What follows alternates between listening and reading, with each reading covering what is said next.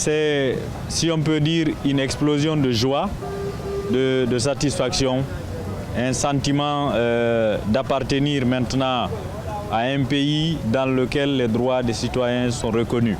Parce que beaucoup ne se sentaient presque plus guinéens à cause de ce qu'ils ont subi depuis 26 ans pour certains et 5 ans pour d'autres.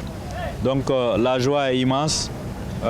Nos pensées vont à l'endroit de tous ceux qui sont décédés, qui auraient voulu assister à cet événement historique, mais qui ont été rappelés à Dieu. Nous prions qu'il leur réserve le paradis. Et il y a aussi d'autres qui sont malades, d'autres qui sont hors de la Guinée par contrainte, qui ont quitté le pays après la destruction de leur maison, ou d'autres qui sont dans des situations très précaires, qui vivent au jour le jour.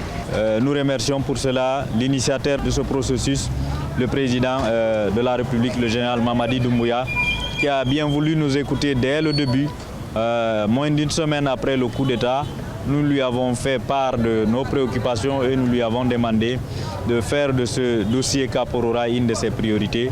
C'est comme ça que nous sommes allés aux assises nationales, nous avons été écoutés et puis après l'État est venu vers nous pour procéder au recensement des victimes, ce qui a abouti à la remise du titre foncier et du plan d'aménagement des 258 hectares du côté de Koya dans Wonkifon. Tout le processus, depuis le début, nous sommes associés à travers la SONAPI qui relève directement de la présidence, qui est venu nous voir avec des cadres du ministère de l'Habitat, du ministère de l'Environnement et d'autres services de l'État.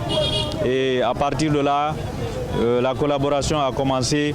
Et le recensement, nous avons été associés à tout le processus jusqu'à ce niveau-là.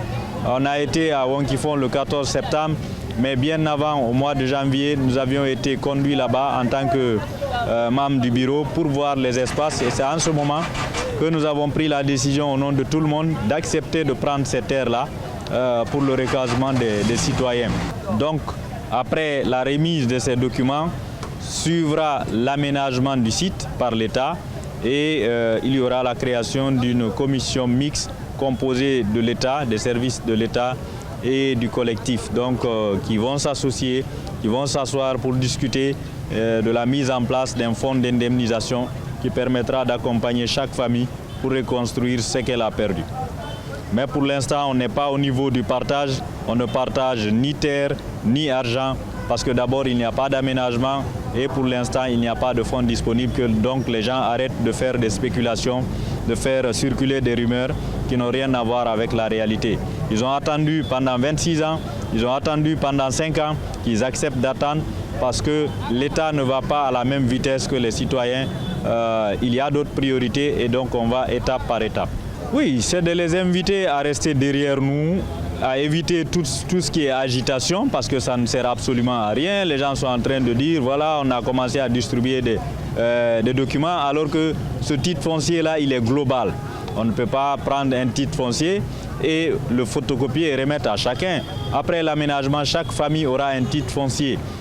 Donc c'est un processus qui vient de commencer ou qui est en train de continuer. Donc que les gens se patientent, mais aussi qu'ils remercient l'initiateur, comme je l'ai dit, de ce projet, le président de la République, et tous ceux qui nous ont aidés jusque-là, y compris la presse, la société civile, mais aussi la SONAPI, le général Amara et toutes les autorités du pays qui ont voulu accompagner ce geste du chef de l'État qui aurait pu ne pas prendre notre dossier à bras le corps.